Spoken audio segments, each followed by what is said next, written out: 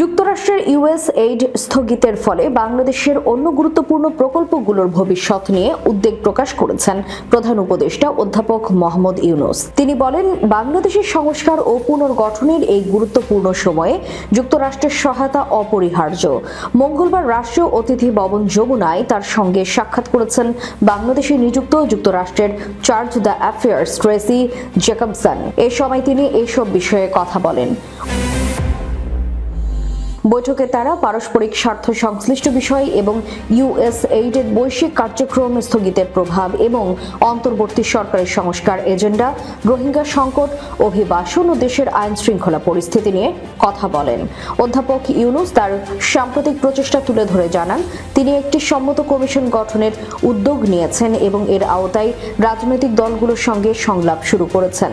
একবার সংস্কার নিয়ে ঐক্যমতে পৌঁছালে রাজনৈতিক দলগুলো জুলাই চুক্তিতে স্বাক্ষর করবে এবং এগুলো বাস্তবায়ন করবে। চার্জ দ্য অ্যাফেয়ার্স জ্যাকবসন জোর দিয়ে বলেন, নতুন সরকারের জন্য নির্বাচন অবশ্যই স্বাধীন, নিরপেক্ষ এবং অন্তর্ভুক্তিমূলক হতে হবে।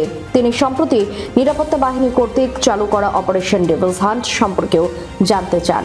বৈঠকে প্রধান উপদেষ্টা বলেন, তিনি বাংলাদেশের সমঝোতার ডাক দিয়েছেন এবং জনগণকে প্রতিশোধের চক্র থেকে বেরিয়ে এসে শান্তি ও সম্প্রীতির পরিবেশ তৈরি করতে বলেছেন।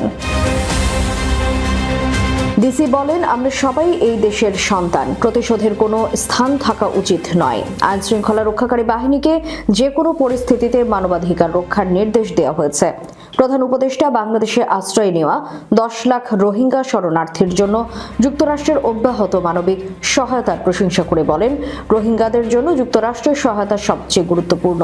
অধ্যাপক ইউনূস যুক্তরাষ্ট্রের ইউএসএইড স্থগিতের ফলে বাংলাদেশের অন্য গুরুত্বপূর্ণ প্রকল্পগুলোর ভবিষ্যৎ নিয়ে উদ্বেগ প্রকাশ করেন। বিশেষ করে আন্তর্জাতিক খ্যাতিসম্পন্ন স্বাস্থ্য গবেষণা প্রতিষ্ঠান ICDDR-বির জীবন রক্ষাকারী কার্যক্রমের উপর বিরূপ প্রভাব পড়েছে বলে জানান।